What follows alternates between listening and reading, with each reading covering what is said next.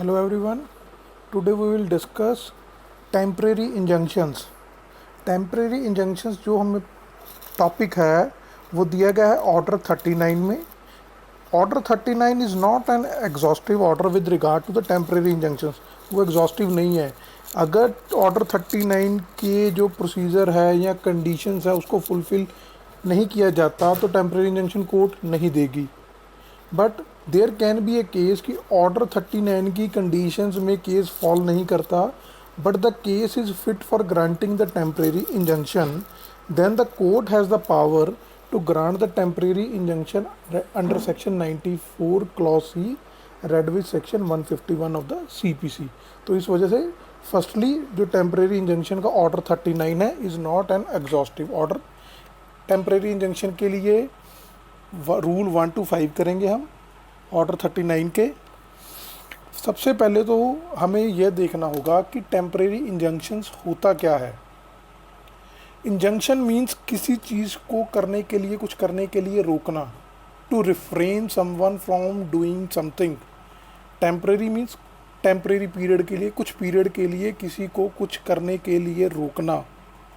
This is called temporary injunction. जब आप specific relief act पढ़ेंगे तो उसमें सेक्शन 37 है.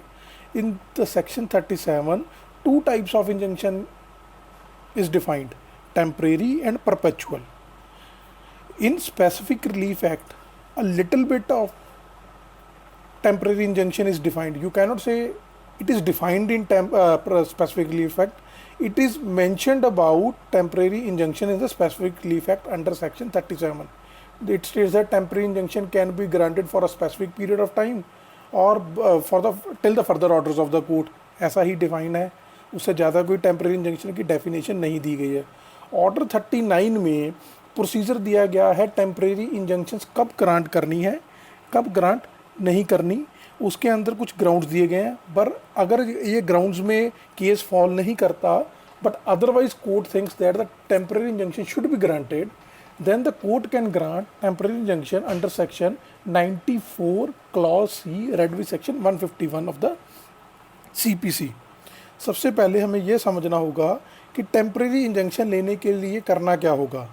टेम्परेरी इंजंक्शन लेने के लिए सबसे पहले हमें एक सूट फाइल करना होगा. जो प्लेंटिफ है वो एक सूट फाइल करेगा. उस सूट में वो टेम्परेरी इंजंक्शन की एप्लीकेशन लगाएगा. देयरफॉर जो टेम्परेरी इंजंक्शन है कभी भी डायरेक्ट नहीं मिलेगी विदाउट द सूट. आप अगर सोचें कि मैं अकेली टेम्परेरी इंजंक्शन की एप्लीकेशन लगा दूंगा और मुझे मिल जाएगी, नहीं. सबसे पहले प्लेंटिफ एक सूट फाइल करेगा. उस सूट में वो टेम्परेरी इंजंक्शन की ऑर्डर 39 रूल 1 and 2 की नॉर्मली प्रोसीजर में जो कोड में प्रोसीजर चलता है एप्लीकेशन बोलते हैं. ऑर्डर 39 की रूल 1 and 2 की वो एप्लीकेशन लगाएगा and will request the court to grant the temporary injunction. Temporary injunction का पर्पस ये है कि जो सूट का सब्जेक्ट मैटर है during the pendency of the suit that subject matter should be protected. वो डिस्ट्रॉय नहीं होना चाहिए, क्योंकि अगर सब्जेक्ट मैटर डिस्ट्रॉय हो गया then there will be no purpose of deciding the suit. तो सूट का कोई पर्पस ही नहीं रह जाएगा, कोर्ट को डिसाइड करने का कोई पर्पस ही नहीं रह जाएगा. सपोज करो कि A is stating that the house belongs to me, a house belongs to me, whereas B states that the house is belonging to him. तो वो बोलता है कि वो हाउस मेरे पास है. A states that I am in the possession of the house, कि मेरे पास पोजेशन है, and B is threatening me to dispossess from the house. In that case वो उसका जो पोजेशन है उसको रिटेन करने के लिए court can grant a temporary injunction against a B. Temporary injunction किस फॉर्म में होगी, वो डायरेक्शन के फॉर्म में होगी. That the court will direct the B not to dispossess the A from the house which is the subject matter in the suit till the decision of the case. कि जब तक suit decide नहीं होता ए की possession है, let the A enjoy the possession, you can not dispossess him. इसी तरह एक और एग्जांपल लेते हैं. ए के पास एक घर है और बी बोलता है कि ये घर मेरा और मैंने इसको डिस्ट्रॉय करना है. A states that I am the owner of the house, B is stating that I am the owner of the house and B wants to demolish that house. In that case A file the suit.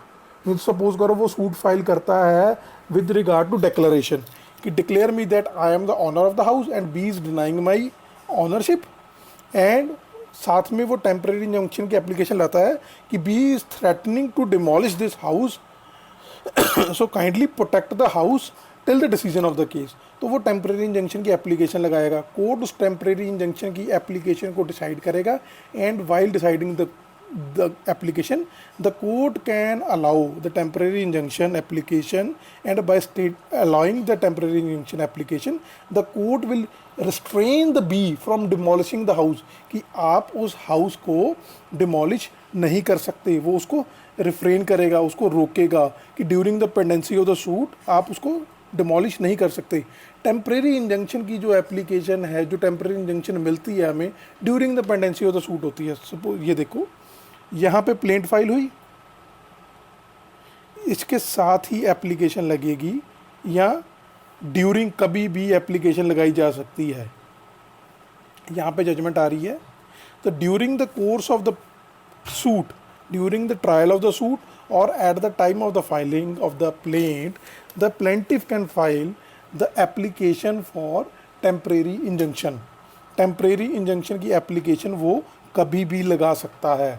जब उसको यहाँ पे उसको लगा कि मेरे पास possession है, यहाँ पे उसने ऑनरशिप का लगाया कि डिक्लेयर मी द ऑनर, ए ने बोला बी मेरा राइट डिनाई कर रहा है। यहाँ पे उसको लगा कि B will dispossess him from the possession of the house, तो उसने ए ने यहाँ पे टेम्परेरी इंजंक्शन की एक एप्लीकेशन लगा दी कि restrain the B from dispossessing me till the decision of the suit. तो कोर्ट ने अगर अलाउ कर दी तो जब तक जजमेंट नहीं आती B can not dispossess A from the house, तो टेम्परेरी इंजंक्शन कोर्ट उसको दे सकती है। Basic purpose of temporary injunction क्या है? एक तो ये है कि जो सूट का सब्जेक्ट मैटर है या सूट है वो इनफ्रक्चुअस ना हो। अगर सब्जेक्ट मैटर ही ख़त्म हो गया तो सूट का कोई पर्पस ही नहीं रह जाएगा, वो इनफ्रक्चुअस ना हो। सेकेंडली, अगर जिसके पास कोई राइट है वो उसको इंजॉय कर रहा है till the decision of the court, that right should not be taken away from that person without the due process of the law. मतलब क्या कि मेरे पास पोजेशन है घर का और बी बोल रहा है कि मैं घर का मालिक हूँ, और वो ज़बरदस्ती अपने हाथ में कानून लेके मेरे को घर से डिस्पोजेस कर दे। It is not better for the society that a person should take law in his own hands to take the benefit from the other person. वो अपने हाथ में कानून ना ले। देयरफॉर जो एक राइट को भी वापस लेना है वो भी ड्यू प्रोसेस ऑफ लॉ के अकॉर्डिंगली होना चाहिए। इसीलिए टेम्परेरी इंजंक्शन है कि till the decision of the court the right should not be taken without the due process of the law. सबसे पहले हम करते हैं रूल 1 कि टेम्परेरी इंजंक्शन कब दी जा सकती है। The cases in which temporary injunction may be granted, where in any suit it is provided by where in any suit it is proved by affidavit or otherwise that any property in dispute in a suit is in danger of being wasted, damaged or alienated by any part to the suit or wrongfully sold in execution of a decree। मतलब कि जो property in dispute है suit के, वो danger में है, या तो वो वेस्ट हो जाएगी,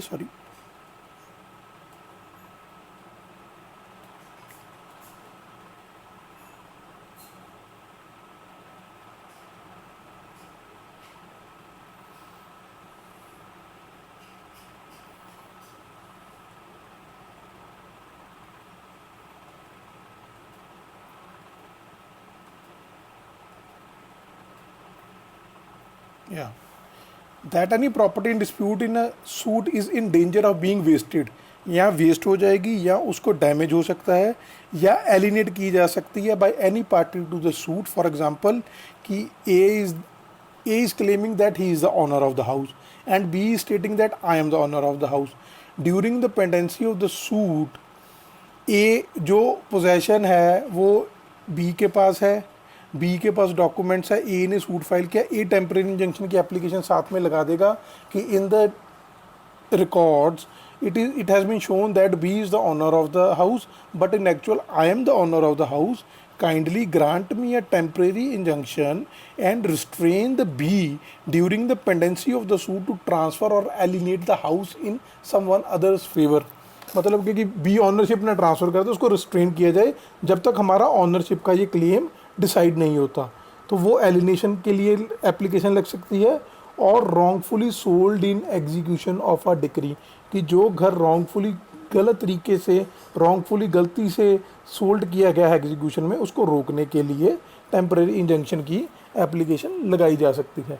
अदरवाइज टेम्परेरी इंजंक्शन आप देखेंगे कि वो डिस्क्रिशन ऑफ द कोर्ट पे होता है, कि कोर्ट को लगता है कि हाँ सूट प्रॉपर्टी को बचाने के लिए टेम्परेरी इंजंक्शन की, या सूट के पर्पस को बचाने के लिए टेम्परेरी इंजंक्शन ग्रांट करने की रिक्वायरमेंट है, then the temporary injunction can be granted by the court. आगे है दैट द डिफेंडेंट थ्रेटन्स और इंटेंट्स टू रिमूव और disposes of his property with a view to defrauding his creditors.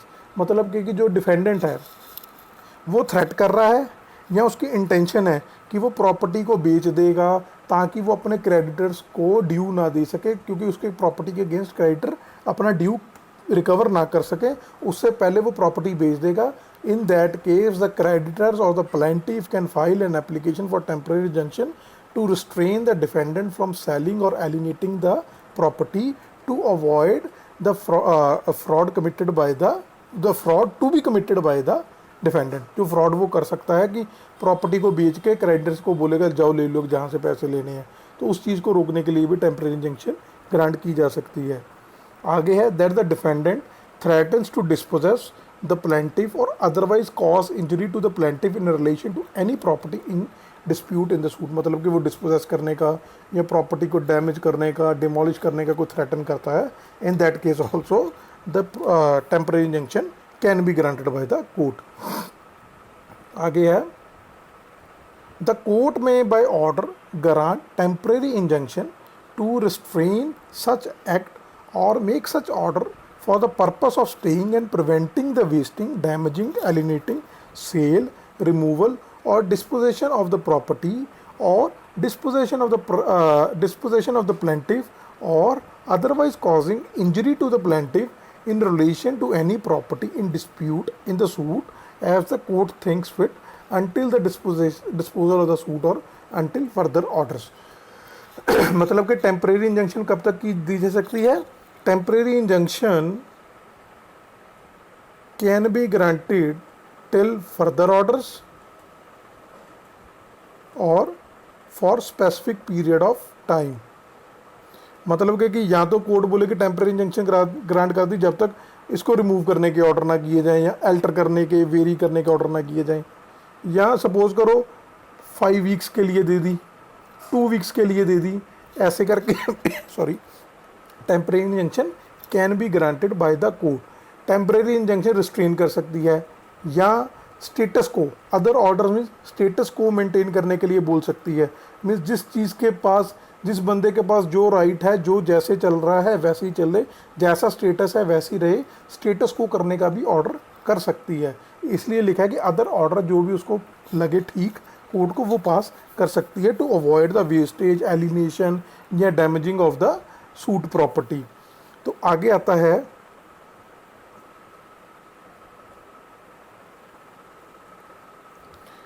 Temporary injunction कितनी तरह की हो सकती है? Temporary injunction is of 2 types, ex parte temporary injunction और bi parte temporary injunction. Ex parte का मतलब ये है कि without hearing the other party the applicant files the application and the respondent has not been heard by the court and without hearing the respondent the court grants the ex parte temporary injunction to the plaintiff. Bi parte दोनों parties को सुनने के बाद, sorry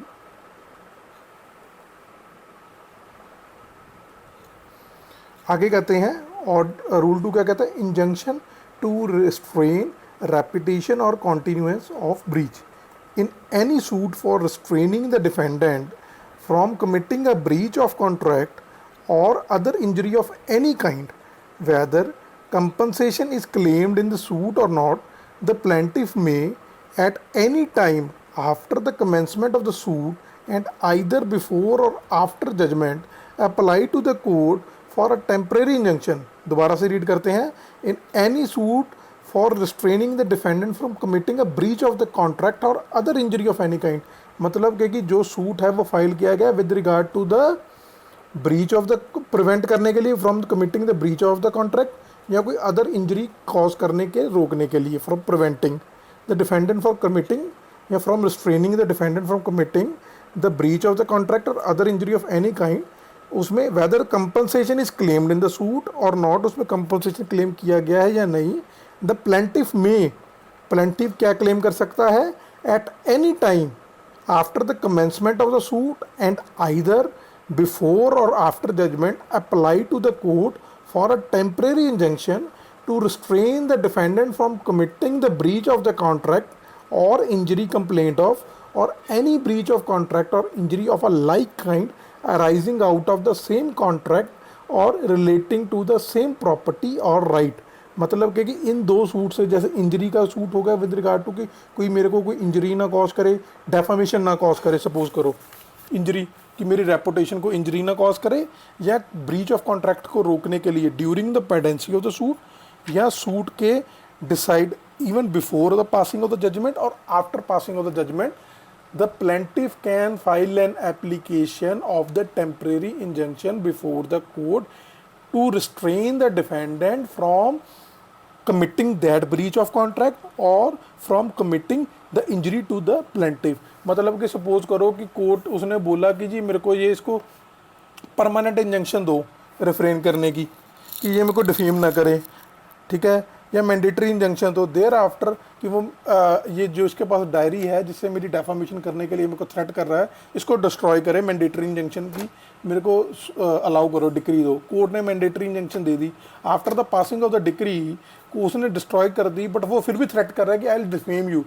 तो उस case में जो injury है वो मेरी रेपुटेशन को करने की कोशिश कर रहा है, तो वो प्लेंटिफ उसके रिगार्डिंग टेम्परेरी इंजंक्शन की एप्लीकेशन लगा सकता है। आगे है the court may by order grant such injunction on such term as to the duration of the injunction keeping on account giving security और otherwise at the court things fit. मतलब कि court temporary injunction दे सकती है, वो time specify कर सकती है कि इतनी देर के लिए है, या वो अपना क्या कहते हैं प्लेंटिफ से कोई सिक्योरिटी भी ले सकती है या डिफेंडेंट से भी कोई सिक्योरिटी ले सकती है, ये कोर्ट की डिस्क्रिशन है। कॉन्सिक्वेंसेज ऑफ डिसओबीडियंस और ब्रीच ऑफ इंजंक्शन, कि अगर इंजंक्टिव ऑर्डर मिल गया और उसको ब्रीच किया गया है, ऑर्डर 39 रूल 1 एंड 2 में इंजंक्शन मिल गया और उसको ब्रीच किया गया है, तो उसके कॉन्सिक्वेंसेज क्या होंगे। आगे मैं आपको बताऊंगा एक्स पार्टी का प्रोसीजर भी क्या होता है कि अगर एक्स पार्टी इंजंक्शन मिल जाए तो उसमें क्या होता है। In the case of disobedience of any injunction granted और other order made under rule 1 और 2, मतलब कि यहाँ तो टेम्परेरी इंजंक्शन मिल गई या अदर ऑर्डर, मतलब जैसे एग्जांपल दी थी मैंने स्टेटस को की, कि स्टेटस को मेंटेन करने के लिए बोला और उसको वायलेट किया दूसरी पार्टी ने, और breach of any other terms on which the injunction was granted और the order made, the court granting the injunction और मेकिंग द ऑर्डर और any court to which the suit और proceeding is transferred may order the property of the person guilty of such disobedience और breach to be attached. मतलब कि क्या कर सकती है कोर्ट, जिस बंदे ने डिसओबीडियंस की है उसकी प्रॉपर्टी को अटैच किया जा सकता है, and may also order such person to be detained in the civil prison for a term not exceeding 3 months. क्या चीज़ कर सकती है, उसकी प्रॉपर्टी को अटैच कर सकती है, या उस पर्सन को जिसने डिसओबीडियंस की है टेम्परेरी इंजंक्शन की या कोर्ट के अदर ऑर्डर की या किसी टर्म की जो टेम्परेरी इंजंक्शन में मेंशन की गई है, उसके लिए उसको 3 मंथ्स के लिए सिविल इम्प्रिजनमेंट में भेजा जा सकता है, and may also prison for a term not exceeding 3 months unless in the mean time the court directs his release. मतलब कि अनलेस उसकी रिलीज के लिए कोर्ट ऑर्डर ना कर दे तो उसको 3 महीने के लिए सिविल इम्प्रिजनमेंट के लिए भी भेजा जा सकता है।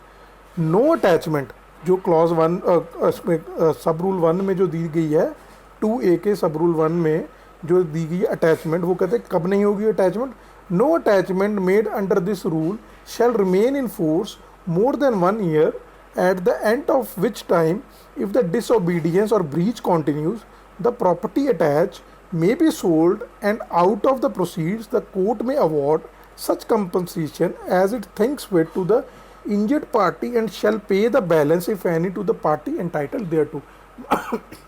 मतलब कि सपोज करो प्रॉपर्टी अटैच कर दी, देयर आफ्टर फिर भी वो डिसोबीडियंस करी जा रहा है, तो कोर्ट उसकी प्रॉपर्टी को सेल कर सकती है। जो सेल प्रोसीड्स आएंगे उसमें से जो इंजर्ड पार्टी है, जो दूसरी पार्टी है, उसको कंपनसेशन दिया जा सकता है as the court deems fit.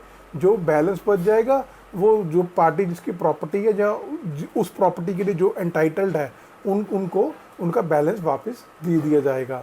और जो ऊपर अटैचमेंट का ऑर्डर है वो कितनी देर तक कंटिन्यू रह सकता है? सिर्फ 1 साल तक। It shall remain in force not more than 1 year. आगे है before granting injunction court to direct notice to the opposite party. मतलब कि general rule is that the court shall issue the notice to the other party on receiving the application for the temporary injunction, but there can be a case where there is an extreme urgency in which the court has to grant and court feels that it should grant the temporary injunction ex parte without hearing the other party, कि notice के साथ साथ उससे पहले वो temporary injunction grant कर दे, there after वो by party hearing में कन्वर्ट करते। तो जो 3 और 3A है वो इसी के साथ डील करते हैं आगे।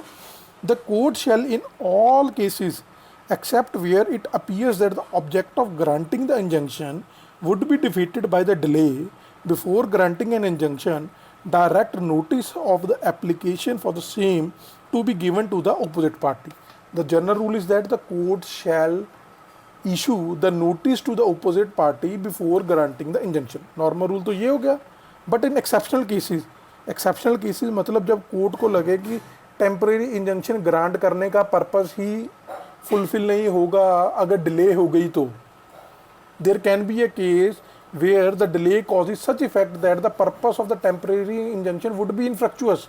इन that case court while issuing the notice can grant ex parte temporary injunction to the applicant without hearing the other party. For example, A ने सूट फाइल किया कि डिक्लेयर करो I am the owner of this house and further he has stated that B is threatening me to dispossess from this house.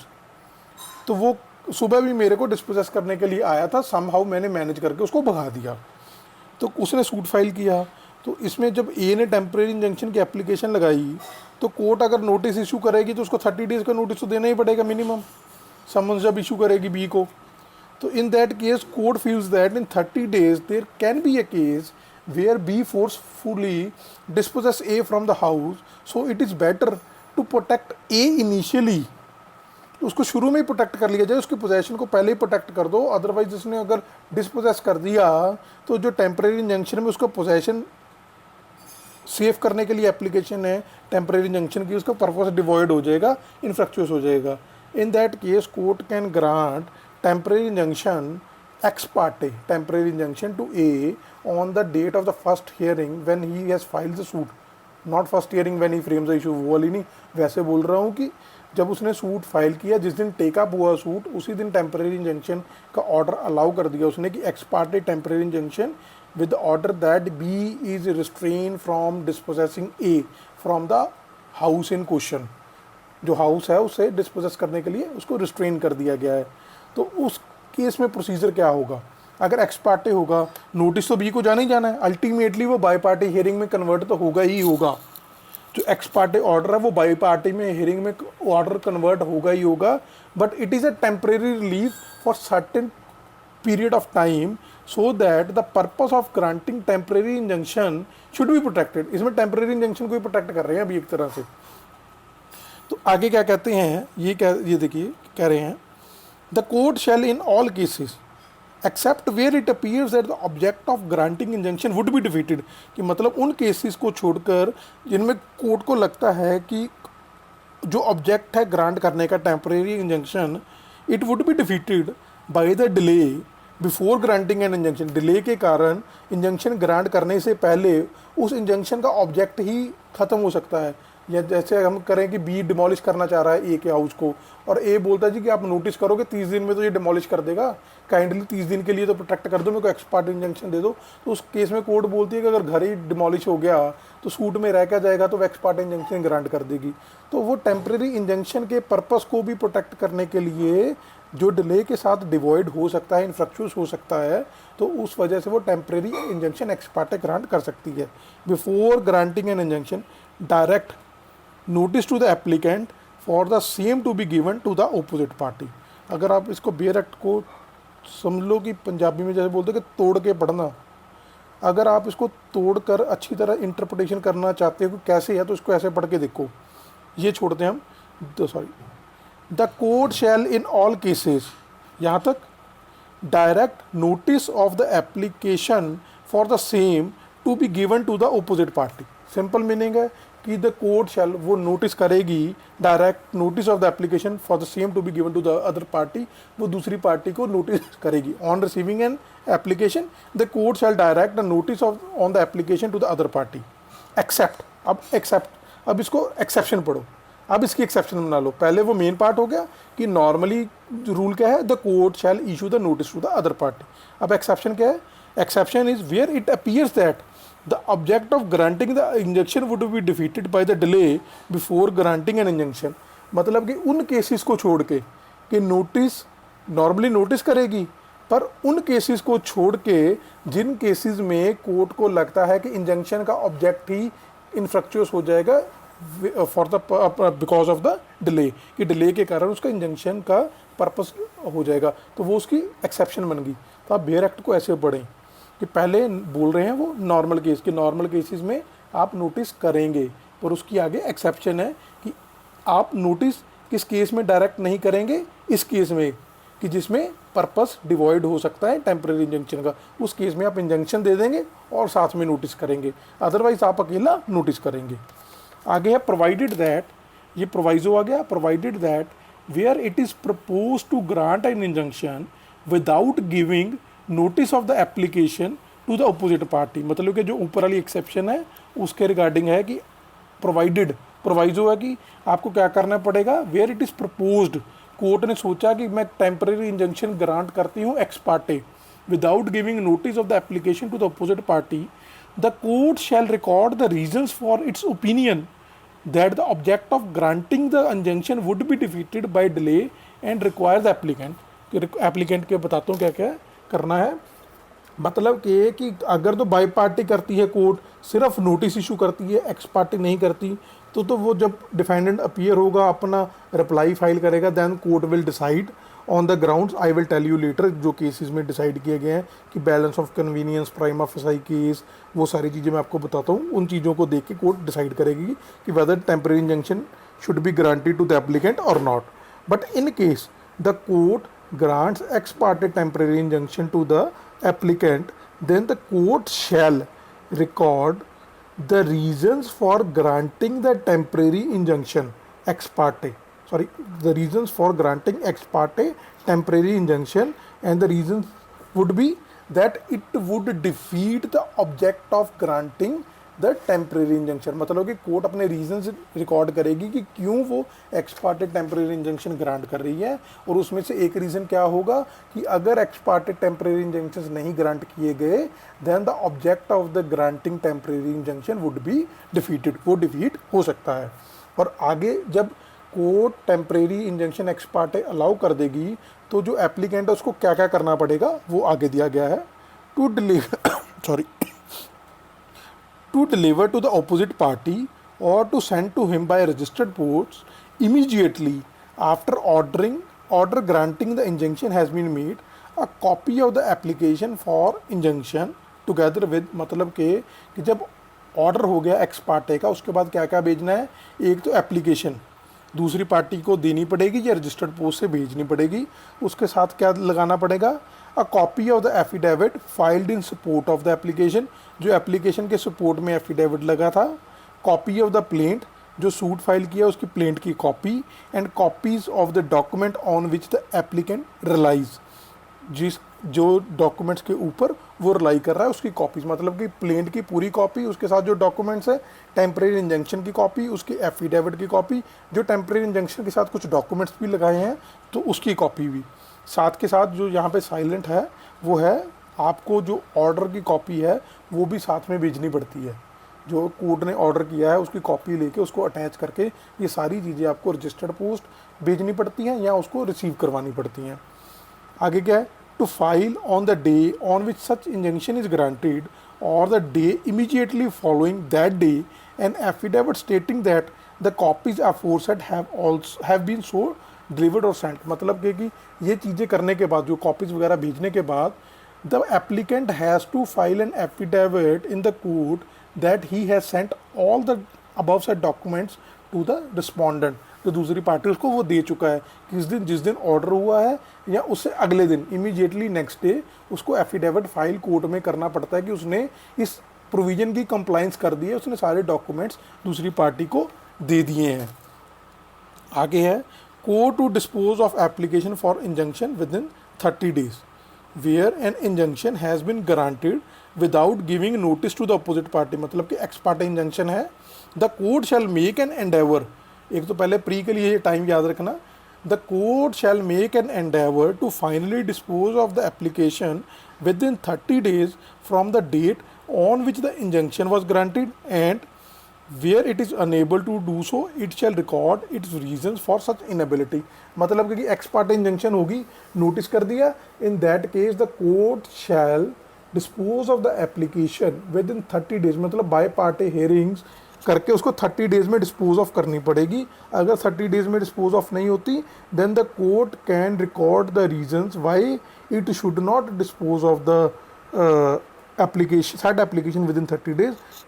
Reasons record करने के बाद वो time extend कर सकती है। आगे है, ऑर्डर फॉर इंजंक्शन में भी डिस्चार्ज वेरीज और सेटिसाइड। मतलब कि इंजंक्शन के ऑर्डर को आप कोर्ट वेरी कर सकती है, उसको सेटिसाइड कर सकती है या उसको डिस्चार्ज कर सकती है। सिंपल है, रीड कर लेते हैं एक बार फटाफट। And sorry, any order for an injunction may be discharged or varied or satisfied by the court on application made thereto by any party dissatisfied with such order। मतलब कोर्ट ने temporary injunction का order कर दिया, दूसरी party dissatisfied है, he can file an application to discharge, vary और set aside that order, provided that if in an application for temporary injunction or in any affidavit supporting such application a party has knowingly made a false or misleading statement in relation to a material particulars and the injunction was granted without giving notice to the opposite party, the court shall vacate the injunction unless for reasons to be recorded it considered that it is not necessary to do so in the interest of justice। मतलब कि suppose करो temporary injunction की application में उसने material facts ही गलत दे दिए जानबूझ के इंजंक्शन लेने के लिए, एंड कोर्ट फाइंड्स इट कि it is a material variation, इसने जानबूझ के गलत दिए, then the court shall vacate the injunction order, vacate कर देगी। या कोर्ट क्या कर सकती है, इंजंक्शन को कंटिन्यू कर सकती है, रीजन रिकॉर्ड कर लेगी कि in the interest of justice it is required to grant the injunction. Provided further that where an order for injunction has been passed after giving to a party an opportunity of being heard, the order shall not be discharged। मतलब कि जब injunction का order pass हो चुका है दूसरी party को opportunity देने के बाद, the order shall not be discharge, वो डिस्चार्ज नहीं होगा, वेरी नहीं होगा, सेटिस्फाइड नहीं होगा on the application of that party except उस पार्टी के एप्लीकेशन के। मतलब कि एक टेम्परेरी इंजंक्शन दिया, दूसरी पार्टी को सुनने के बाद वो पार्टी डिससेटिस्फाई होगी, उसने एप्लीकेशन लगा दी डिस्चार्ज, वेरी या सेटिसाइड की, तो उसकी एप्लीकेशन पे डिस्चार्ज नहीं होगा एक्सेप्ट, एक्सेप्शन क्या है, वेयर सच डिस्चार्ज, वेरी और setting aside has been necessitated by a change in the circumstance or unless the court is satisfied that the order has caused undue hardship to the party। मतलब कि A and B के बीच में suit है, ए ने temporary injunction की application लगाई और B ने उसका रिप्लाई दिया, कोर्ट ने बाय पार्टी हियरिंग की और टेम्परेरी इंजंक्शन ग्रांट कर दी। Thereafter B being feels dissatisfied with the temporary injunction filed an application before the court to discharge or vary or set aside that temporary injunction order, the court shall not discharge, vary or set aside on the application of the B। temporary injunction को नहीं करेगी, but कब कर सकती है, वो कर सकती है if there is change in circumstances, कि टेम्परेरी इंजंक्शन ग्रांट करने के बाद कुछ सर्कमस्टांसिस में ऐसी चेंज आई तो कोर्ट ने फील किया इट शुड बी वेरी करना चाहिए टेम्परेरी इंजंक्शन को, या सेटिसाइड करना चाहिए या डिस्चार्ज कर देना चाहिए बी को टेम्परेरी इंजंक्शन से, तो कोर्ट कर सकती है। या कोर्ट को लगे कि it would B undue hardship on the other party, जो पार्टी ने डिस्चार्ज की एप्लीकेशन लगाई है उसके ऊपर टेम्परेरी इंजंक्शन अनड्यू हार्डशिप है, उसके साथ इनजस्टिस हो रहा है टेम्परेरी इंजंक्शन की वजह से, तो कोर्ट उसको डिससेटिस्फाइड भी कर सकती है, वेरी भी कर सकती है, डिस्चार्ज भी कर सकती है, जो भी उसको लगे। आगे है कॉरपोरेशन बाइंडिंग, कॉरपोरेशन के ऊपर, मतलब कि अगर टेम्परेरी इंजंक्शन किसी कॉरपोरेशन के अगेंस्ट मिली है, कॉरपोरेशन के अगेंस्ट, तो वो केवल कॉरपोरेशन की नहीं है, उसके ऑफिशियल्स भी उसके साथ बाइंडिंग है, तो वही बोल रहे हैं। आगे आती है गाइडलाइंस। जब कोर्ट बाय पार्टी हियरिंग कर रही होगी तो कोर्ट किन किन चीज़ों का ख्याल रखेगी while deciding the temporary injunction application, मतलब कि ए ने टेम्परेरी इंजंक्शन की एप्लीकेशन लगाई अगेंस्ट बी कुछ भी रिफ्रेन करने के लिए, तो कोर्ट सबसे पहले जब वो टेम्परेरी इंजंक्शन की एप्लीकेशन को डिसाइड करेगी दोनों पार्टीज को सुनने के बाद, तो क्या क्या देखेगी। फर्स्टली कोर्ट देखेगी whether there is a prima facie case in the favour of A और नॉट, कि ए ने जो बोला है उससे उसके फेवर में जो प्राइमा फेसाई केस बन रहा है कि नहीं है। Secondly irreparable loss, whether the A will suffer irreparable loss if temporary injunction would not be granted to him, कि उसको टेम्परेरी इंजंक्शन अगर नहीं मिली तो he will suffer irreparable loss. दूसरी पार्ट पे क्या देखेगी, if temporary injunction is granted to A whether B will suffer temporary losses or B will suffer irreparable losses or not, तो कोर्ट देखेगी कि अगर ए को टेम्परेरी इंजंक्शन ग्रांट नहीं की गई उसको इरेपरेबल लॉस होगा या नहीं होगा। थर्ड थिंग क्या देखेगी वो, बैलेंस ऑफ कन्वीनियंस, कि दोनों पार्टीज़ के लॉसेस को बैलेंस करके देखेगी किस पार्टी को लॉसेस ज़्यादा हो रहे हैं। फॉर एग्जांपल ए को लॉसेस ज़्यादा हो रहे हैं अगर टेम्परेरी इंजंक्शन ग्रांट नहीं की जाती, और जो बी को लॉसेस हो रहे हैं वो ए से कम हो रहे हैं, and that can be compensated in terms of money. तो balance of convenience is tilted in favour of A, so court will grant A the temporary injunction.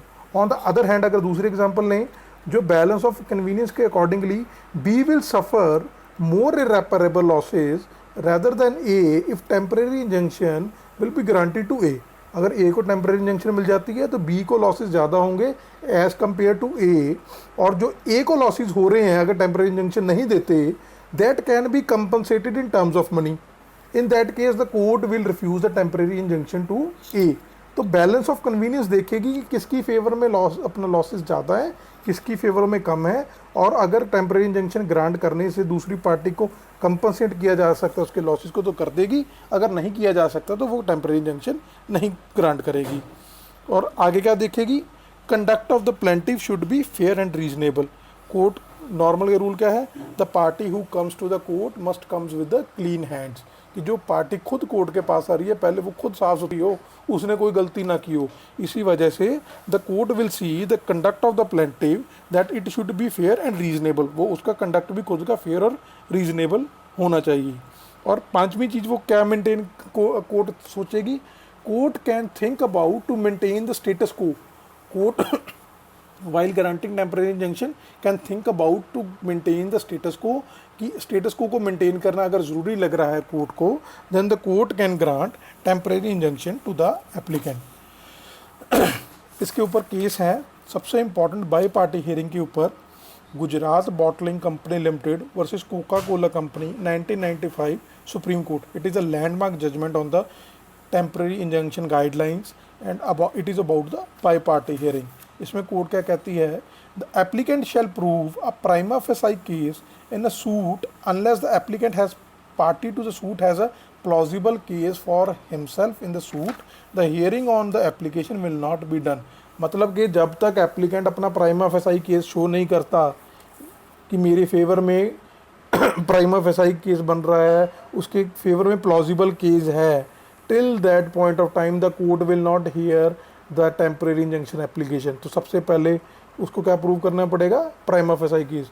जो मैंने आपको ये ग्राउंड्स बताए ना, प्राइमा फेसाई केस, इरेपरेबल लॉस और balance of convenience और conduct of the plaintiff, ये चारों मेन कंडीशंस हैं, ये पेपर में आपको लिखने ही पड़ेंगे, इसको एक्सप्लेन करना पड़ेगा। यही 4 मेन गाइडलाइंस हैं, सभी जजमेंट्स में यही गाइडलाइंस मेन डिस्कस होंगी। बैलेंस ऑफ कन्वीनियंस है, उसमें कोर्ट की डिस्क्रिशन है, कोर्ट देखेगी बैलेंस ऑफ कन्वीनियंस अपनी डिस्क्रिशन के अकॉर्डिंगली किसकी फेवर में ज़्यादा है, किसकी फेवर में कम है, उसके अकॉर्डिंगली कोर्ट डिसाइड करेगी कि टेम्परेरी इंजंक्शन ग्रांट करनी है कि नहीं करनी। सबसे पहले जो कंडीशन होगी प्राइमा फेसाई केस की होगी, एप्लीकेंट को प्राइमा फेसाई केस प्रूव करना पड़ेगा। आगे कोर्ट क्या कहती है इस केस में, at the stage of examining of the prima facie case the court will not examine the merits of the case, rather it will simply examine the pleadings and the document submitted by the party concern. मतलब कि जो applicant ने document दिए हैं सिर्फ उसको देखेगी और उसकी प्लीडिंग्स को देखेगी। The court will not ask the applicant to prove this facts, वो प्रूव करने के लिए नहीं देखेगी, वो प्राइमा फेसाई देखेगी कि प्लीडिंग से जो डॉक्यूमेंट से इसका प्राइमा फेसाई केस बनता है कि नहीं बनता है। While deciding the prima facie case the opinion of the court would be liberal, वो लिबरल ओपिनियन के साथ उस चीज़ को डिसाइड करेगी। आगे क्या है, after deciding the prima facie case, मतलब कि the court thinks that the prima facie case is made out in the favour of the plaintiff or applicant, the court will examine the substance of the application, उसके application के substance को examine करेगी। wherein it will see as to whether the allegations made by the application are such as strike the judicial mind of the judge or not, कि जो उसने बोला है application में वो जुडिशियल माइंड को स्ट्राइक करते भी हैं कि नहीं करते। It is only after the court finds that the allegations are plausible that it will require the applicant to prove the facts and the opposite party will be given the right to disapprove it। मतलब कि जब by party hearing होगी तो वो applicant को बोल सकती है कि आप इन फैक्ट्स को प्रूव करो, अब दिखाओ जो प्लॉजिबल फैक्ट्स हैं, और दूसरी पार्टी उसको डिसप्रूव कर सकती है। तीसरा क्या है, the court will also examine the conduct of the applicant, जो मैंने आपको बताया कि उसका कंडक्ट भी देखेगी, weather he himself has comes with the clean hands और नॉट, मतलब कि उसने खुद ने कोई गलती की हो, वो उसको छुपा रहा हो, वो बता ना रहा हो खुद की गलती, और दूसरे को बोल रहा है कि इसने गलती की है जी, इसको रोको इसको रोको, ऐसा नहीं है। The court will see whether the applicant himself had acted negligently और मेलाफाइडी, और whether he himself has approved to the act done by the respondent.